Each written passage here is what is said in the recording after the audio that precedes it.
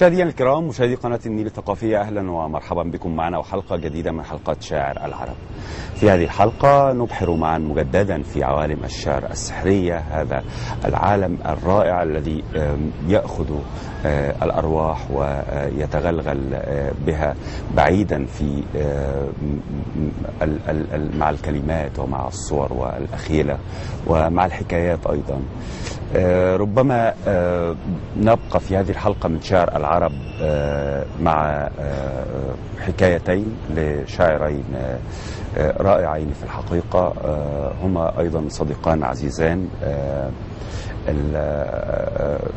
الشاعران ينتميان تقريبا لنفس الجيل، وأعتقد أن جيل الثمانينات في الشعر المصري الحديث هو جيل كما وصفه البعض جيل مهضوم الحق، أو يعني وقع بين شقي الرحى. جيل السبعينيات بكل ما قدمه من فتوحات شعرية ومحاولات للتجديد في عالم القصيدة الشعرية، وجيل التسعينيات الذي قلب الطاولة تماما بعد أن أصبحت قصيدة النثر واحدة من أهم المميزات أو أهم السمات المميزة لتجربة هذا الجيل، أيضا بأبعادها الفنية وبرؤيتها المختلفة عما سبقها من كتابات. جيل الثمانينات في المنتصف البعض منهم، بعض أبناء هذا الجيل انتمى يعني فكريا ربما أو على مستوى الكتابة إلى السبعينيين، البعض الآخر منهم انتمى إلى التسعينيين، وإن كنت أرى بشكل شخصي أن هناك أصوات في غاية الروعة وفي غاية الأهمية أيضا لديها منتج مهم جدا، منتج شعري ومنجز شعري مهم جدا من أبناء هذا الجيل، مستقل تماما عن التيارين، تيار السبعينيين وتيار التسعينيين في نفس الوقت.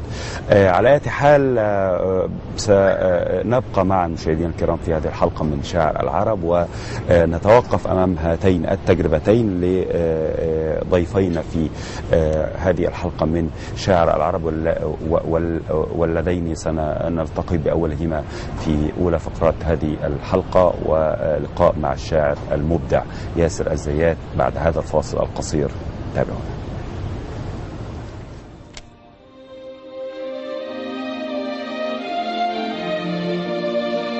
لفظ اسمي ب5 أحرف أفقية التكوين لي، ميم المتيم والميتم والمتمم ما مضى، حاء الحديقة والحق. يعلم أنك يا من أحن إليه مقتربا ويشوقني والعين في العين، كم ذا أقول الشعر في غرض والله يعلم أنك المعنى، إني كتمتك ما أكابده وحبست عنك مدامعا حرا، وحسبت أنك لم تكن تدري فإذا فؤادك بالهوى أدرى.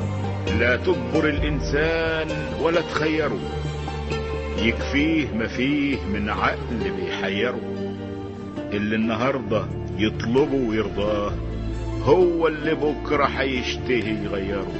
عادة ها أنت تعود إلي أيا صوت الشارد زمنا في صحراء الصمت الجرداء، يا ظل الضائع في ليل الأقمار السوداء، يا شعر التائه في نثر الأيام المتشابهة المعنى الضائعة الأسماء. قعدت أشرب على الرصيف وانعي، تدوس رجول الناس على دمعي، وطعم شفتينك مرار اليتم، ومن بعيد كانت بيوت الناس متكومة تحت النخيل والصبر، وانا على الرصيف الصخر وحداني أداري بيدي عورتي وانعي، وتدوس رجول الناس على دمعي وما لمهوش بيدي.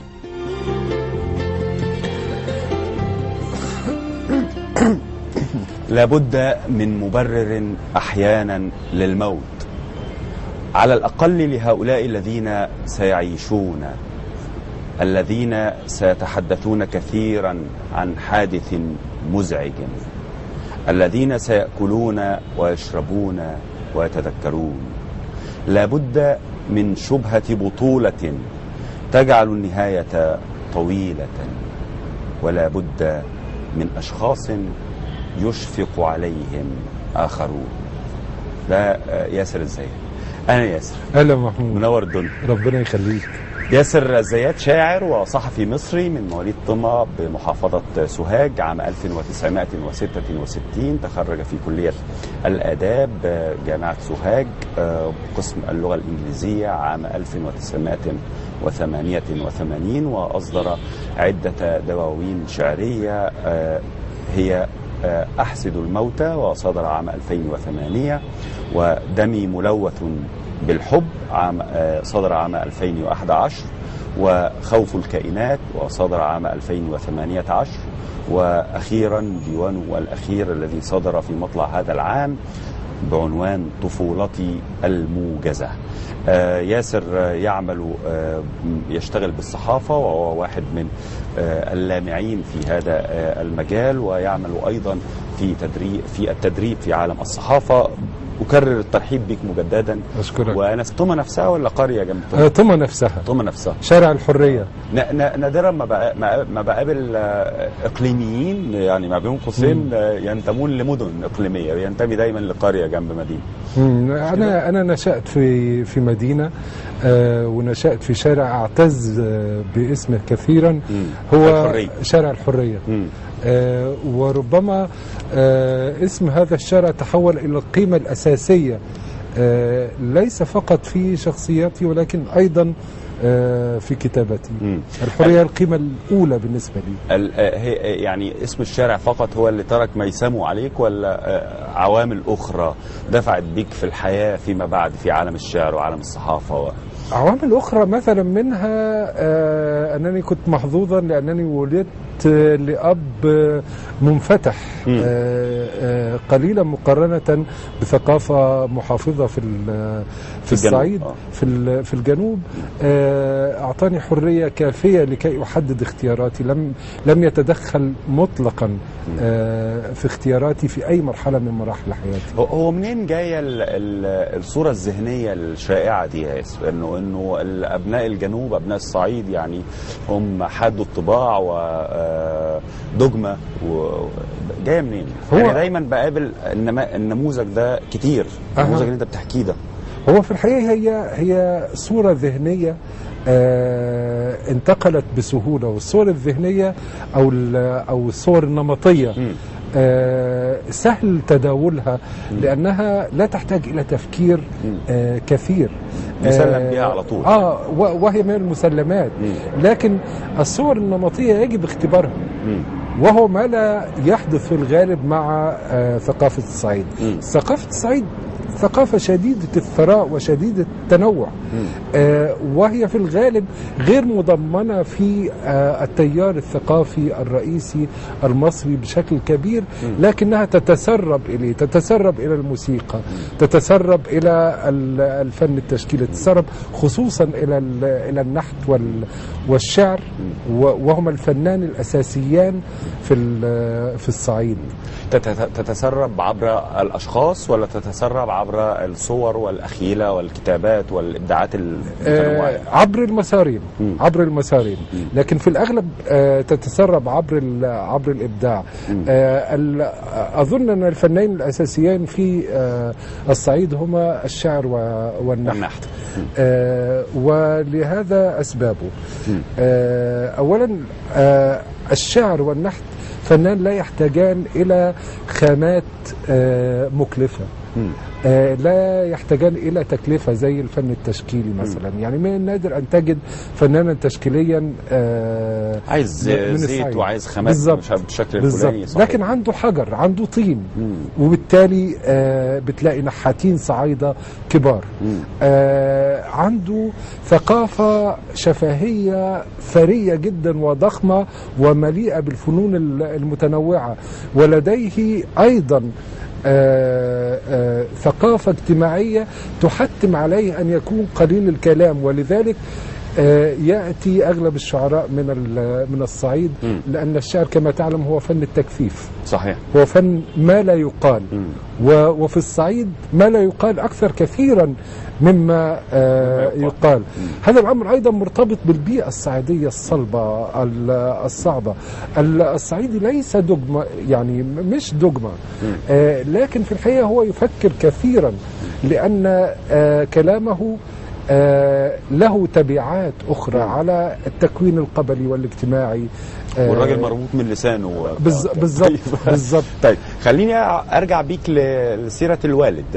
قلت لي انه لم يكن يفرض عليك امرا، يعني كان منحك الحريه التي كنتم تسكنون في شارع يحمل اسمها يعني. صحيح. ما هي تجليات هذه الحريه التي منحها لك الوالد؟ اولا كان يخصص لي مصروفا اسبوعيا لاشتري مجلات الاطفال، وهو امر ليس شائعا. صحيح. في الصعيد. كانت لدينا مكتبة محدودة، وكانت لدي الحرية للاطلاع على هذه المكتبة. لم يكن يراقب ما أكتب. كان عندما تحولت إلى شاعر وأصبحت أنشر في مجلات زي إبداع ومجلات ثقافية أخرى، كان مزهوا في نهاية الثمانينات. ده بدأ في 86 مش كده؟ يعني كنت تقريبا سني 20 سنة. وكان مزهوا بكونه يعني لديه ابن صحيح. هو نفسه كان يكتب شعرا، كان يكتب شعرا حلمنتيشيا. جدي لأمي كان راوية للشعر. خالي كان شاعرا جيدا، لكنه تحول إلى عالم بارز في الرياضيات البحتة وترك الشعر. يعني أنتم عند عائلة ممسوسة بالشعر. صحيح، بشكل ما عائلة ممسوسة بالشعر، وعائلة فيها الكثير من الدراما التي تولد الشعر. يعني عندكم حكاياتكم. نعم، يعني جدي لأبي كان تاجرا ثريا ثم خسر ثروته. جدي فده قصة لوحده. جدي لأمي الذي كان راوية للشعر كان أيضا تاجرا كبيرا وأفلس، ولم يتغير شيء في حياته. كان شخصا ضاحكا باسما، مقبلا على الحياة، قادرا على البداية دائما من الصفر، من جديد في كل مرة. فعائلة فيها الكثير من الشعر أعتقد. طيب بالانتقال إلى مراحل الدراسة يعني المختلفة لديك، يعني كيف مررت بهذه المراحل، ومتى بالتحديد إن كنت تذكر يعني بدأ معك هذا الشيطان الذي صاحبك فيما بعد يسمى الشعر؟ كل مس يأتي من شيطان الحب. والبداية كانت مع علاقة حب في فترة المراهقة الأولى، ومع رغبتك في أنك تكتب كلاما جميلا لمن تحب، وخطابات غرامية، وتنقل بعض مقاطع الشعر مما تقرأ وتنقله إلى حبيباتك. وهذا أمر في الصعيد ليس هينا، في رقاب طبعا. طبعا. وتطور الأمر أن يعني إذا لم يكن هناك شعرا متاحا لنقله فلأكتب شيئا شبيها، يعني بتقليد ما أقرأ من شعر، إلى أن تحول الأمر إلى أن وقعت على صلاح عبد الصبور في الحقيقة، وهو كان التحول الأول في رؤيتي للشعر كشعر حقيقي. ما قبل صلاح عبد الصبور لديك كان الأمر يتراوح نزار نزار، فاروق جويدة، هذا اللون يعني. بالضبط. لكن طبعا هناك فرق كبير بين نزار وفاروق جويدة، لكن بدأت بفاروق جويدة باعتباره شاعرا سهلا، وانتقلت إلى نزار، ثم محمود حسن إسماعيل. صحيح. الشاعر الكبير وابن الصعيد أيضا، إلى أن وصلت إلى صلاح فدلني على الطريق، فمسني المس الحقيقي للشعر. أدركت وقتها أنني سأكون شاعرا. هل كان عندك يعني القدرة على التمييز بين تمييز الفوارق بين هؤلاء الشعراء؟ يعني نتحدث عن تجارب مختلفة تماما، تيارات شعرية مختلفة تماما. تحدث عن محمود حسن إسماعيل هذا اتجاه، فاروق جويدة ومن قبل لا اتجاه آخر، صلاح عبد الصبور. لا في الحقيقة لم تكن لدي القدرة على التمييز في ذلك الوقت. يعني أنا أتحدث عن لم يصدق تلقي بشكل مختلف عما ألفته عيناك، يعني مع صلاح عبد الصبور مثلا. مع صلاح عبد الصبور أدركت أن هناك شعرا آخر، أن هناك شعرا يذهب إلى الجوهر الإنساني مباشرة بدون كل هذه التزويقات، بدون كل هذه التزويقات كما ذكرت، بهذه البساطة، بهذا العمق. أدركت أن الشاعر لديه رسالة في الكون. نعم. أن الشعر ليس مجرد خطابات عاطفية. أضاف لي صلاح الكثير. نعم. في الحقيقة من التأمل، من التفلسف، من العمق. إذا كنت مدينا لشاعر، ربما مسرحياتي أيضا يعني. طبعا وحتى من مقالاته عندما قرأتها لاحقا، ومقالاته لا تقل إبداعا ولا روعة عن شعره ولا عن مسرحياته. يعني تواصلت مع عالم الشعر فيما قبل المرحلة الجامعية عبر الأسرة التي يعني تمتع بعض أشخاصها بالتعرف على الشعر أو التعرف إلى الشعر والتواصل معه بشكل أو بآخر، وبكتابتك الشخصية فيما بعد. صحيح. لمحبتك يعني التي بدأت مبكرة. إنما اخترت في الأخير أن تذهب للجامعة وأن لتدرس الأدب الإنجليزي وليس اللغة العربية. يعني هذا أمر أيضا ربما لدي وراءه قصة ما. صحيح. أنا أعتقد أن أنا كنت محظوظا في هذا الاختيار. عندما التحقت بالجامعة كنت قد قرأت ما تيسر لي من التراث العربي، كنت قد تمكنت من الكثير من أسرار اللغة العربية، كنت قادرا على أن أكتب قصائد عمودية وقصائد تفعيلية أعتقد بمهارة جيدة.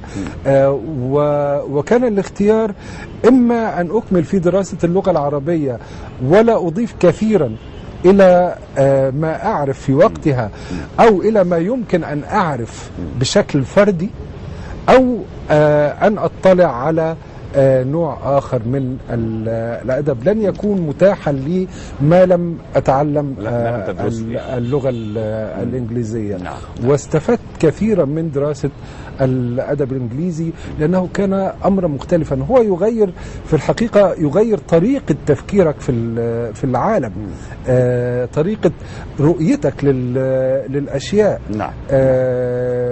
يطلعك على أشكال أخرى وجديدة تقرأها في نصوصها الأصلية. أنت تدرس الشعر في عصور مختلفة، بدءا من ملحمة بيولف في الأدب الإنجليزي، تدرس المسرح اليوناني، تدرس المسرح الإنجليزي، تدرس الرواية في كافة مراحلها، تدرس الأدب الأمريكي. يعني هذا الثراء لم يكن تنوع شديد جدا ليكون متاحا لي لو أنني درست دراسة أخرى. طيب، يعني يبدو للمطالع لشعرك أنك يعني تجيد فن التفكير حتى قبل أن تكتب، وتضح من حكاياتك يعني أنك كنت أيضا تجيد نفس هذا الفن وأنت تقرر مصيرك، يعني سواء في الدراسة أو في غيره. خلينا نذهب للشعر قبل أن نتوقف مع الوقفة الأولى والفصل الأول في هذه الحلقة، ولنقرأ نصا في البداية. سأقرأ من الديوان الأخير طفولتي الموجزة. جميل. كان عمري 5 سنوات، ربما 6، ومشيت وحدي إلى بيت عمتي. عرفت الطريق الذي لا أعرفه الآن، ولم أخف من الضياع. على العتبة كانت جالسة تغني للموتى وتكتب أسماءهم على التراب. لم تكن تعرف الكتابة، لكن الحزن يعلمنا كل شيء. جميل.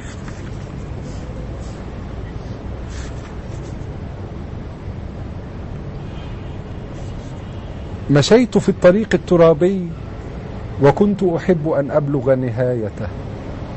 اتسخت أصابعي وبقيت روحي تقفز من شجرة إلى شجرة، وعندما تعبت استرحت في الحلم فأيقظتني البدايات.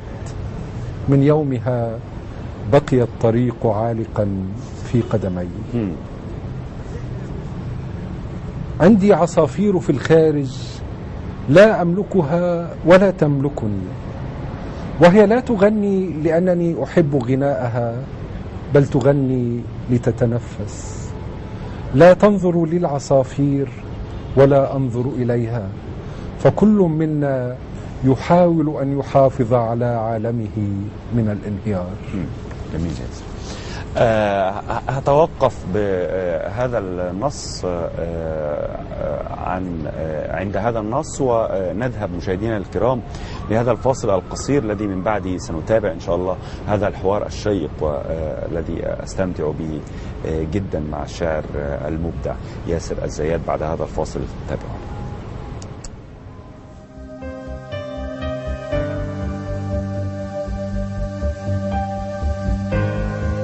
ومديت ايدي اجيب اللي ما حد جابه، اجيب للسؤال الصغير جوابه، اجيب للسان اللي مسلول عليا جرابه، واجيب للمعاد الكبير اقترابه.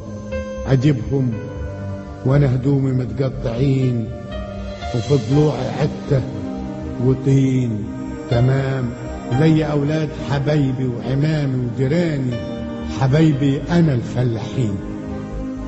حبيبتي عيونك بعيدة بعيدة، ودرب الليالي نهايته في حجر الافق، لكن غنوتي الف بدر وشمسين على صدر فجر، وشايف عيون النجوم اللي محذوفة فوق المسا من بعيد بتنزف شفق، ومتعترة رجلي متبعترة خطوتي بتندعج، لكن رجلي كانت سعيدة.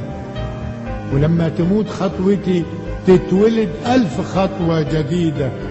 أنا ابن الخطاوي وابن البلاوي، وابن اللي عايز عيدان غيط وتطرح غناوي، وابن الأمل والعرض. أنا ابن ليل كل ليل بتخلق. أنا الشاعر اللي في حكاية الأميرة السجينة. وقالوا لي عاوز الدواء عليك بالمدينة، وجيت المدينة معلق في كتف الربابة الحزينة، لقيت النجوم وشها في التراب، وفوق الميدان كاكا نفس الغراب، ونفس الجوامع بلا أي مدنة، ونفس الإيدين اللي تضرب في بعض بأسف، ونفس البيبان اللي من غير ظرف. حبيبتي جميع الحاجات زي بعض، ما كانتش أبدا صدف، لكن انت كنت فانوس الملون، فانوس المنور بعين برتقاني وبعيون أخويا خلف. ومديت إيدي أداري الوتر للوتر ينكشف، ورفرف علي القزاز اللي طالع رموش، ولأجل أعيش ولأجل تعيش في عينيك السلامة يا ست البنات. مشيت في الشارع ده اللي مسحوم نيون باترينات اسطوات، وقلت يا حارس، وعربية كانت هتدهس عيال لسه سايبة المدارس. ومديت ايدي اجيب اللي ما حد جابه، اجيب للسؤال اللي عريان وخايف في برد الشفايف. حبيبتي اجيب له جواب.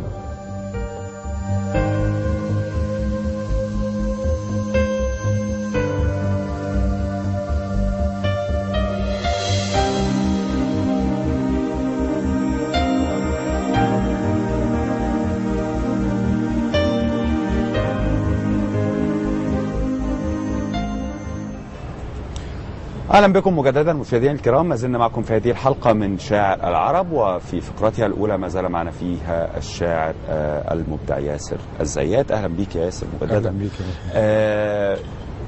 كنت عايز انتقل بيك بقى من يعني اظن انه سنوات الدراسه كانت مهمه في اطار توفير الاحتكاك، كانت الأهم في مسألة الشعر، كانت الأهم كانت الأهم، خصوصا أنني دخلت في تجربة في جامعة سوهاج، دخلت داخل جماعة الأدب في جامعة سوهاج، وكان لها تأثير كبير ليس فقط في تشكيل شعراء الجامعة، ولكن كان لها تأثير داخل الإقليم نفسه والأقاليم المحيطة. كانت جماعة تضم عبد الناصر هلال، تضم كمال عبد الحميد، تضم عصام أبو زيد، تضم جرجس شكري، تضم ياسر الزيات، تضم محمد الدقاق وهو زميل اختفى الآن، تضم شاعرا سودانيا اسمه أبو عبيدة الطيب علي. كانت كلها أسماء مهمة يعني. كلها أسماء شديدة الأهمية ليس فقط في سوهاج، ولكن تحولت إلى اللبنة الأساسية في الحراك الأول، في التأسيس الأول لقصيدة النثر ربما في مصر، وهذا بلا ادعاء في منتصف الثمانينات وأواخر الثمانينات. هذه الجماعة هي التي شكلت يعني أعضائها شكلوا بعض وشكلوا المشهد الثقافي لسنوات طويلة، ليس في سوهاج ولكن ساهموا في تشكيل المشهد الشعري في مصر في مرحلة تحول ربما ذكرتها في المقدمة، مرحلة الثمانينات. أنا كنت لسه يعني أتوقف عند هذه النقطة التي ذكرتها في مقدمة الحلقة. يعني يساور المرء أو المرأة الشك يعني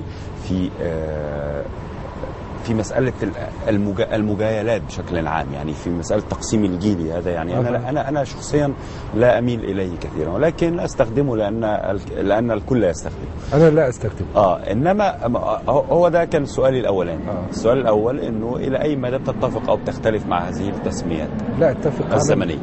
لا أتفق على الإطلاق، لأن الشعر في رأيي ببساطة شديدة يجب أن يكون خارج الزمان والمكان.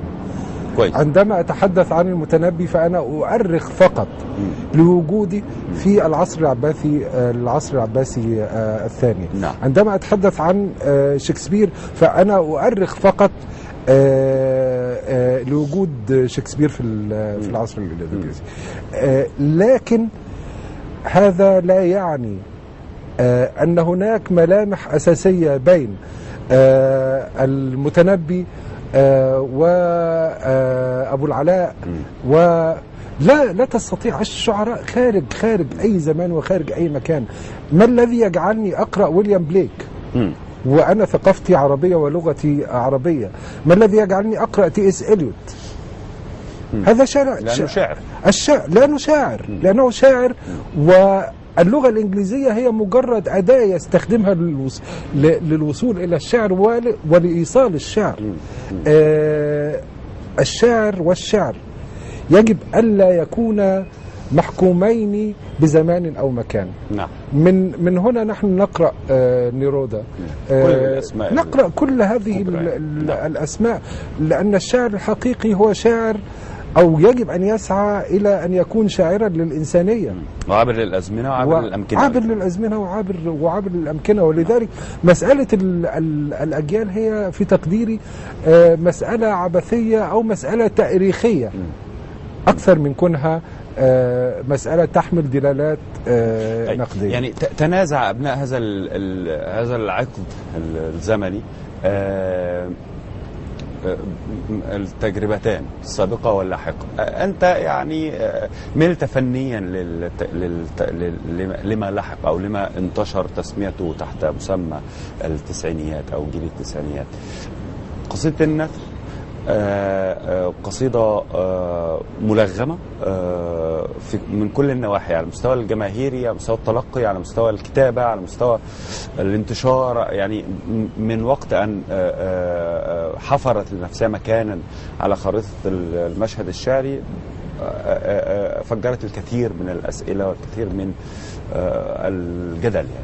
يعني ما الذي دفعك نحوها وأنت كتبت كما ذكرت العمودي والتفعيل؟ أظن أنني نشرت أول قصيدة نثر في نهاية الثمانينات وقبل أن ينتشر هذا الشكل. لم أكن وحدي الذي كتبت قصيدة نثر، سبقني إليها كمال عبد الحميد، وهو كتب في الأساس قصيدة نثر من البداية من 84 عندما كنا في سوهاج. سبقني إليها أيضا عصام أبو زيد. جماعة الشعر في سوهاج كانت تكتب في الغالب قصيدة نثر في البدايات المبكرة للثمانينات. وده برضو مش مفهوم. انت ما وضحتليش الخلفية ايه والسبب ايه؟ انه انت تصدرون من بيئة محافظة نوعا ما، يعني هذه الجماعة كانت جماعة متمردة.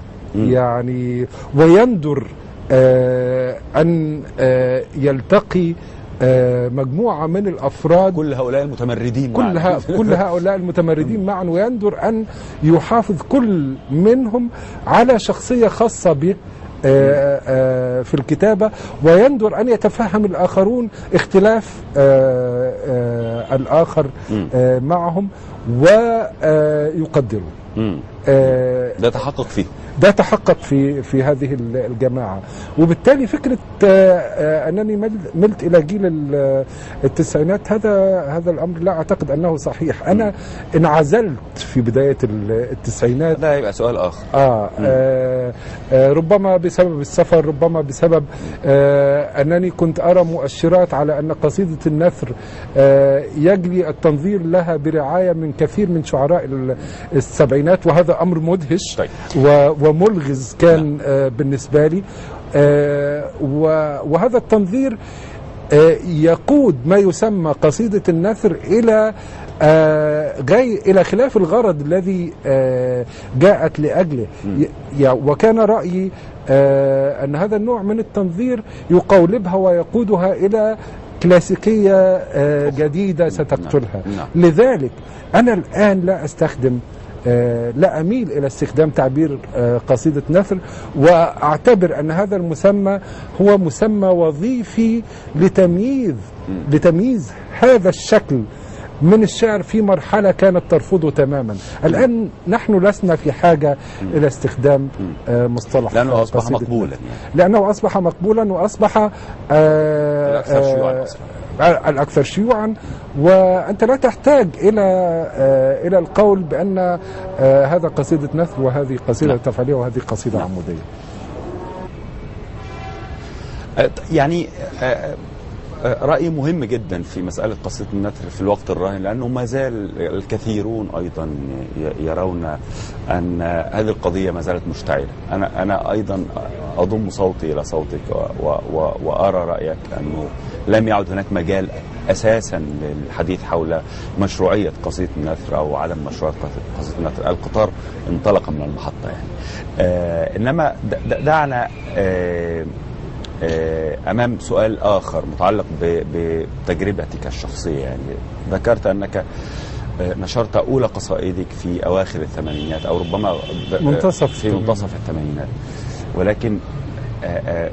ولكن سيرتك الذاتية تعكس أقوالا أخرى. أنت نشرت أول دواوينك سنة 2008.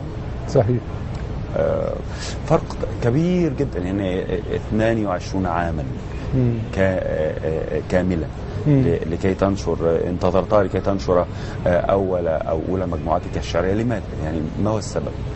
أولا الخوف من النشر. لدي ثقة في ما أكتب، لكن ليست لدي ثقة في أن ما أكتبه يمكن أن يصنع كتابا. الخوف من مواجهة القارئ أو ما يمكن أن نسميه بالقارئ أو المتلقي.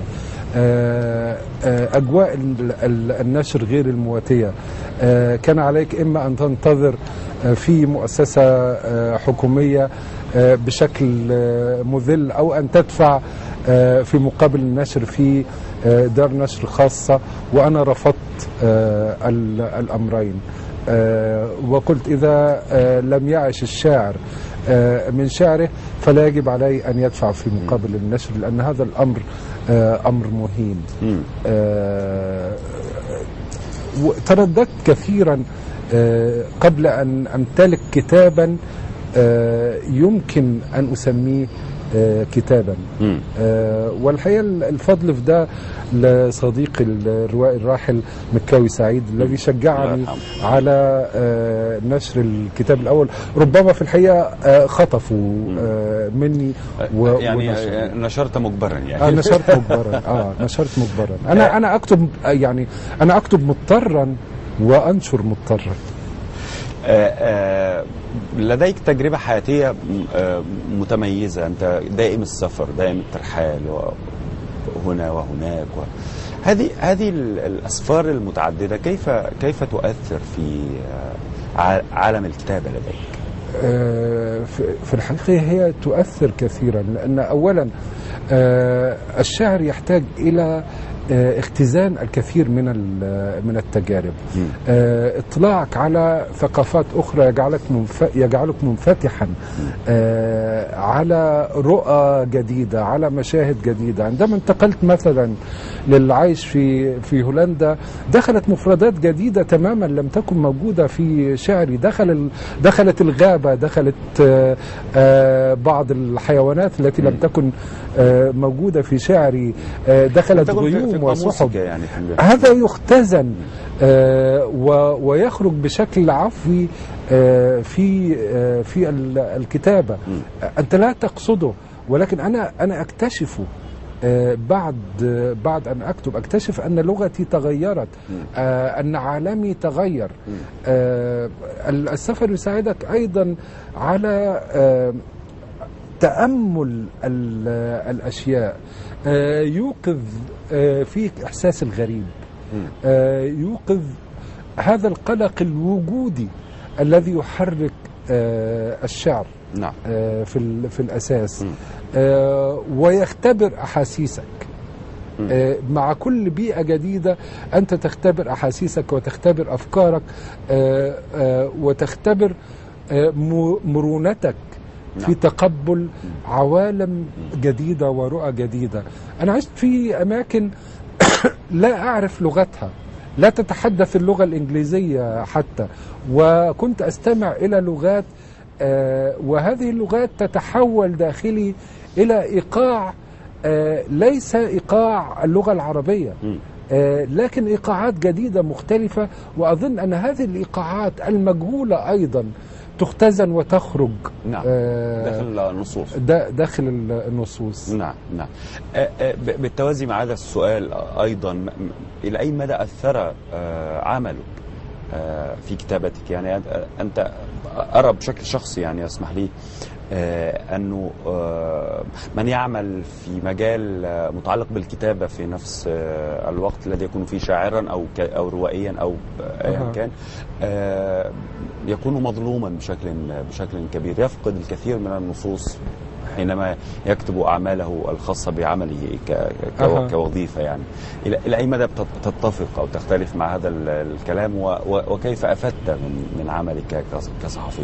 طيب، أنت تشير ببساطة إلى مقولة شائعة، وهي أن الصحافة تقتل الأدب أو تقتل الشعر. وهذه المقولة سمعتها كثيرا من أساتذة وأدباء، أساتذة لي وأدباء كبار عندما كنت صغيرا، لكن عندما اختبرتها لم تكن حقيقية.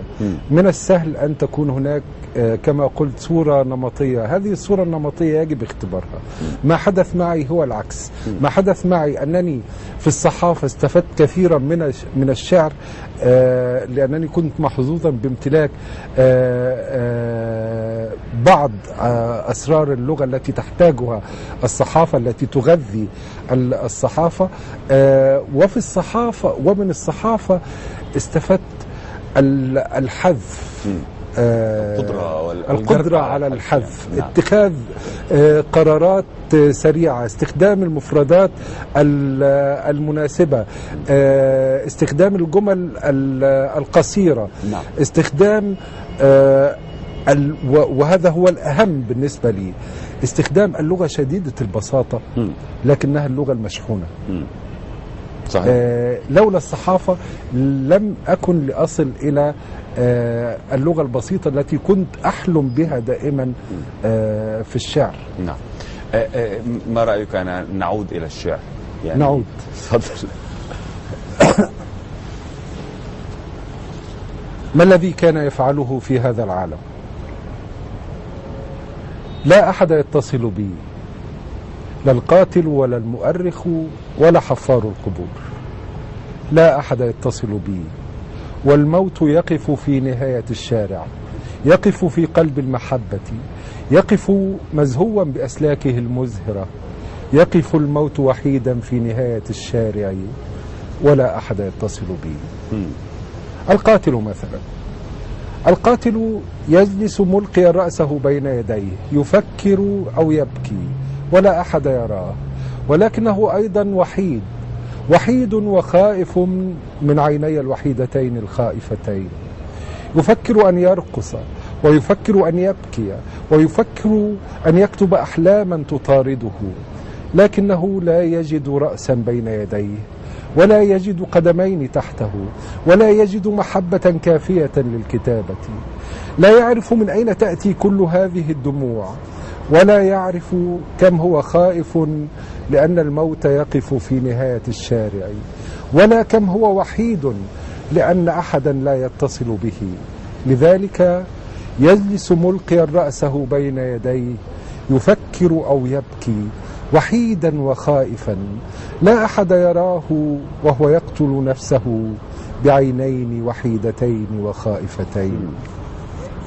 والمؤرخ أيضا، المؤرخ حائر أمام هذا الشاعر القتيل، لا يملك قصة مثيرة ولا حياة درامية، شاعر ممل وكئيب، مجرد شاعر ممل وكئيب يبعثر قصائده في بيوت أصدقائه، يحب ويرقص ويضحك داخل جسده، وهو أيضا لا يمتلك جسدا كافيا للكتابة، كما أن أحدا لا يعرفه ولا أحد يحزن عليه. فما الذي يغري المؤرخ في حياة شاعر ممل وكئيب؟ يسأل المؤرخ نفسه، وما الذي كان يفعله في هذا العالم؟ أية لعنة جعلته يحب مصادفة ويبكي مصادفة ويموت مصادفة؟ إنه شاعر ممل وكئيب. يقول المؤرخ حائر، وهذا ما يبكيه، هذا ما يجعله خائفا ووحيدا ينتظر أحدا يتصل به، ولكن الموت في نهاية الشارع يقف هناك في قلب المحبة، والشاعر يبكي بعينين وحيدتين وخائفتين، والمؤرخ يبكي. وكذلك حفار القبور. ما هذه الجثة العجيبة؟ كل طلقة دخلتها نبتت مكانها امرأة، وكل امرأة خرجت منها تحدثت عن ثقوب سوداء ونيازك وأقمار.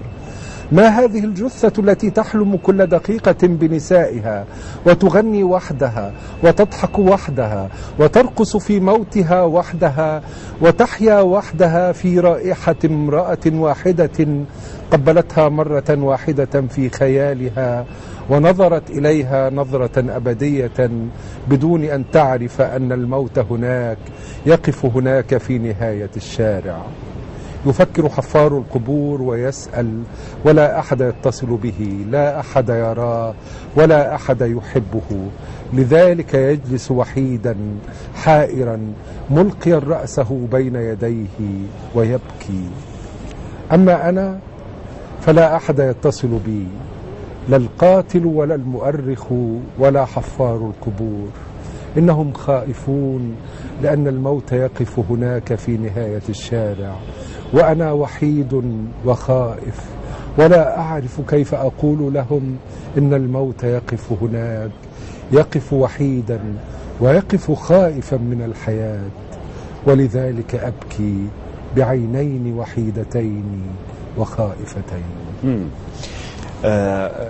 يعني قلت ان الصحافه علمتك الاختزال، وعلى طول هذا النص او هذه القصيده، الا ان ايضا الاختزال يطل براسه بشده وبعنف في هذا النص. يعني هناك الكثير من الجمل والصور التي انا متاكد انك حذفتها وانت تكتب.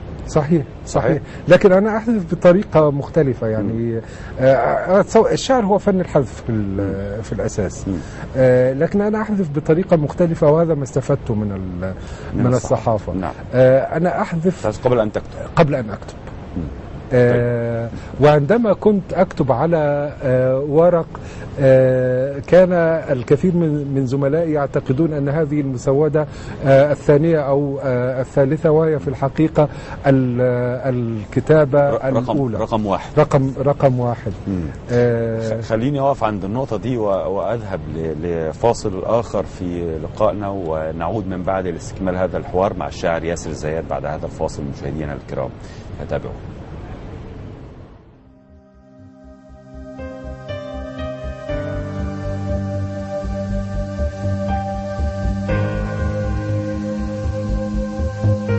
الطيور مشردة في السماوات، مشردة ليس لها أن تحط على الأرض، ليس لها غير أن تتقاذفها فلوات الرياح.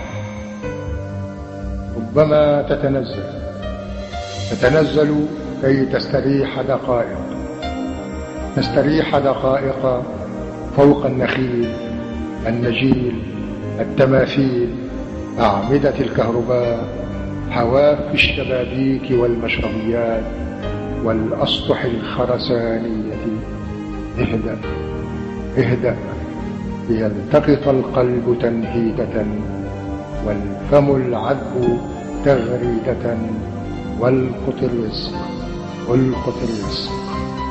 سرعان ما تتفزع من نقلة الرجل، من نبلة الطفل، من ميلة الظل عبر الحوائط، من حصوات السلاح. الطيور معلقة في السماوات في يد العنكبوت الفضائي للريح، مرشوقة بامتداد السهام المضيئة للشمس. رفرف فليس أمامك والبشر المستضيفون والمستباحون صاحون، ليس أمامك غير الفرار الذي يتجدد كل صباح. والطيور التي أقعدتها مخالطة الناس، مرت طمأنينة العيش فوق مناثرها فانتخت، وبأعينها فارتخت، وارتضت أن تقأقئ حول الطعام المتاح. ما الذي يتبقى لها غير سكينة الذبح، غير انتظار النهاية؟ إن اليد الآدمية واهبة القمح تعرف كيف تسل السلاح. الطيور تحتوي الأرض جثمانها بالسقوط الأخير، والطيور التي لا تطير طوت الريش واستسلمت. هل ترى علمت أن عمر الجناح قصير؟ الجناح حياة، والجناح ردى، والجناح نجاة، والجناح سدى، الجناح سدى.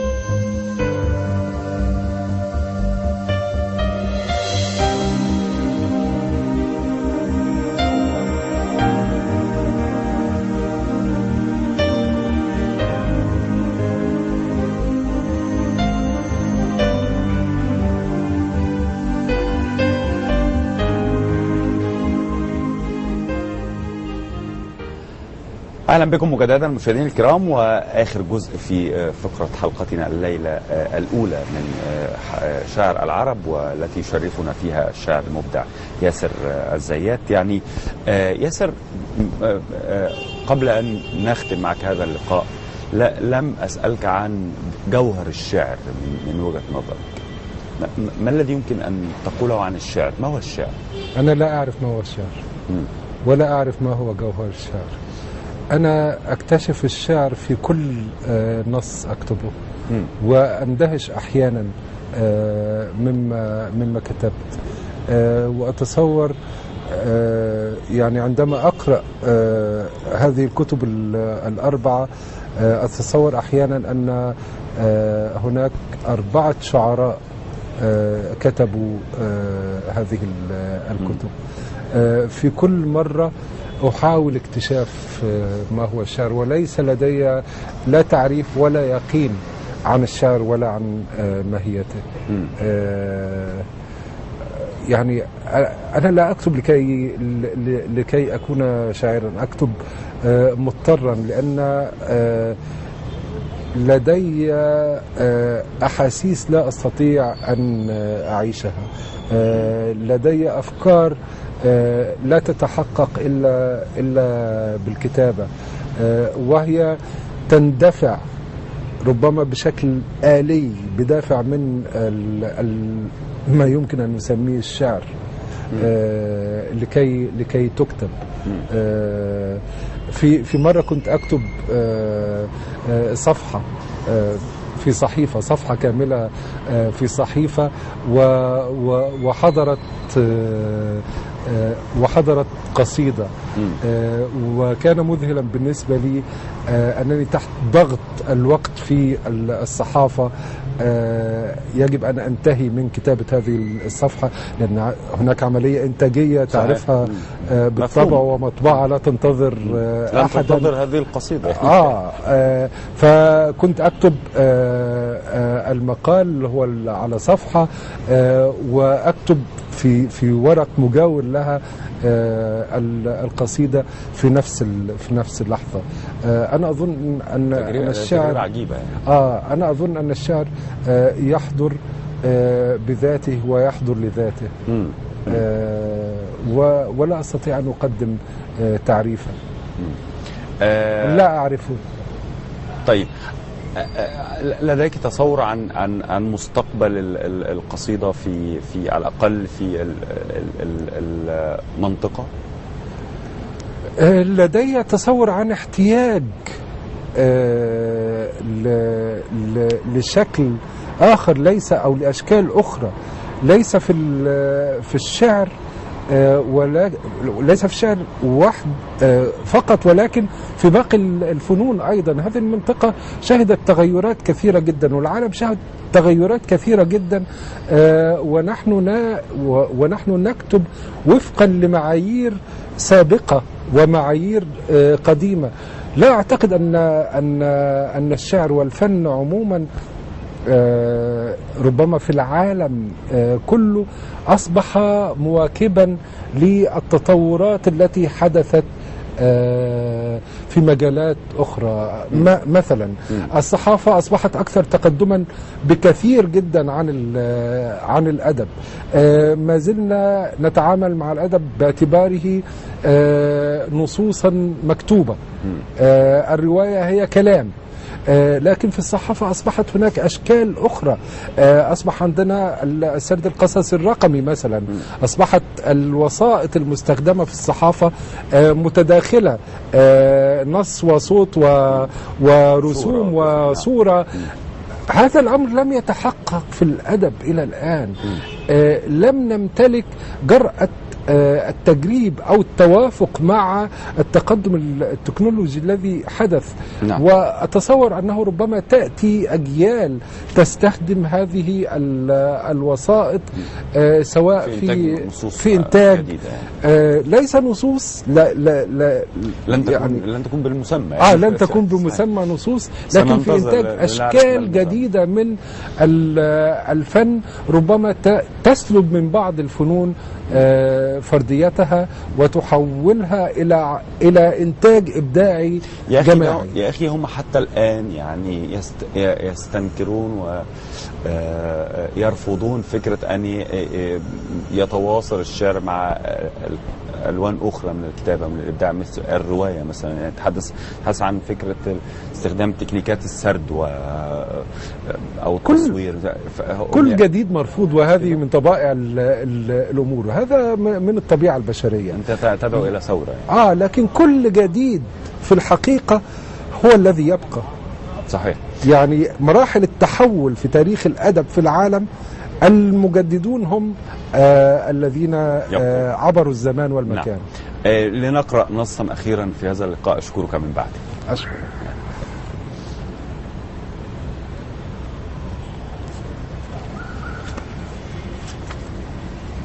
في الجنازة أحدث رابطة العنق السوداء عن النعش الذي تتبعه، فتحدثني عن الدموع المالحة التي تبلل خلاياها.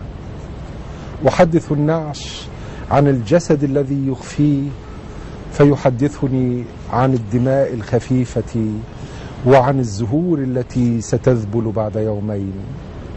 أقول لو أنني هنا، فيقولان لو أننا هناك، وفي الطريق نشم رائحة التراب. جميل يا ياسر. أنا بشكرك شكرا جزيلا، وسعدت جدا بلقائي بيك، وأتمنى أنه يتكرر اللقاء ما بيننا في المستقبل أكيد. إن شاء الله. أكيد. شكرا. مشاهدينا، نتوقف بعد انتهاء هذه الفقرة الأولى من حلقتنا الليلة من شعر العرب مع هذا الفاصل القصير. من بعد نستقبل الشاعر